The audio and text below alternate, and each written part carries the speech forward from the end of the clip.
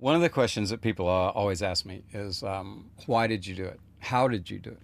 And I say, well, I was 30 years old. I was living in Texas. I had a little design and building business, and I just realized that I was going to wind up with 1.8 kids and 2.2 cars, and I knew there was more to it, that the world was a bigger place, and I wanted to go see it. So I had this dream of going and seeing the world.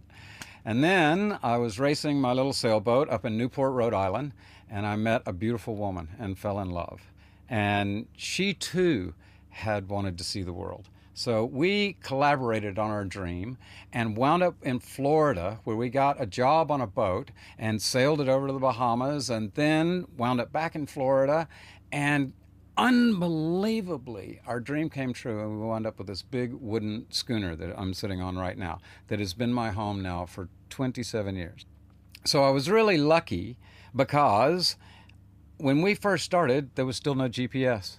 And so all these old schoonermen who were in the bay when we wound up with this old schooner Cassiopeia were helping us learn to celestial navigate. They helped me learn to splice knots. They helped me learn to do all sorts of things that could help me make my way. They taught me how to use bronze wire and a sheet of lead to make lures to catch fish.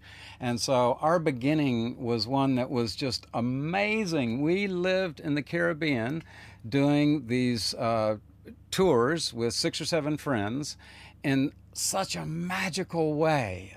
Back then, the reefs were alive, the fish were plentiful, the natives were so friendly, the markets were cheap, the rum was duty-free. So we had this absolutely incredible lifestyle. And that's what the first few chapters of this book are about. They are about the stories that were so amazing, involving all of these magic times in the Caribbean.